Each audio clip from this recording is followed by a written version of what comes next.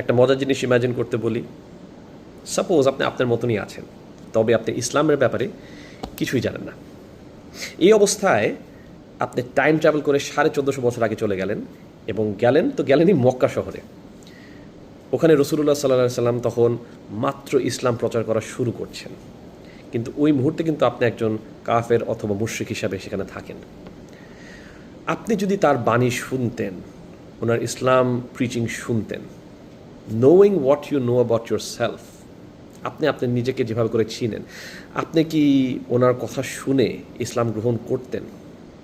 এটা কিন্তু খুব স্কেরি একটা প্রশ্ন। আমিও ভয় পাই মাঝে মাঝে। আমি নিজেকেই কোয়েশ্চেন করি যে আমি কি অ্যাকসেপ্ট করতাম কিনা। আমি শোন না, আমি চিন্তা করি ওনার সাহাবীদের ব্যাপারে, যারা ওনার কথা শুনে ওনাকে বিশ্বাস করা শুরু করলেন। ইভেন হিজ ওয়াইফ হজরত খাদিজা রাদিয়াল্লাহু তাআলা আনহু, অ্যান্ড দেন হজরত আবু বকর সিদ্দিক রাদিয়াল্লাহু তাআলা আনহু, the first believers. And even যারা কিছু স্ট্রাগলের পরে ওনাকে বিশ্বাস করলেন, যেরকম হজরত উমর রাদিয়াল্লাহু তাআলা আনহু অথবা হজরত খালিদ ইবনে ওয়ালিদ রাদিয়াল্লাহু তাআলা আনহু। ইনফ্যাক্ট উমর রাদিয়াল্লাহু তাআলা আনহু কিন্তু ওনাকে মেরে ফেলতেই যাচ্ছিলেন।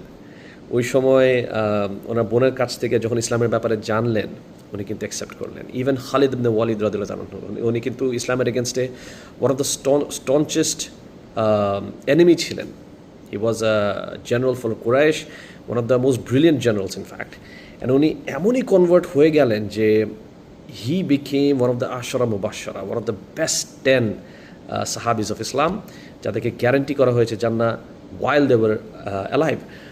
And he used to lead so many of Islam's armies at that time. ওরা করতে পেরেছিলেন বিকজ ওদের ক্যারেক্টারের স্ট্রেংথ ওয়াজ সো সুপিরিয়ার।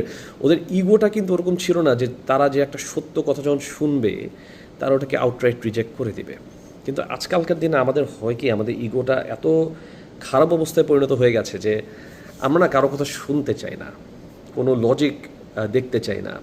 নিজের এক্সপিরিয়েন্স, নিজের নলেজ, নিজের এক্সপার্টিস, এটার উপরে রিলাই করতে করতে এরকম হয়ে গেছে যে we have become deaf, blind actually, and that is really sad.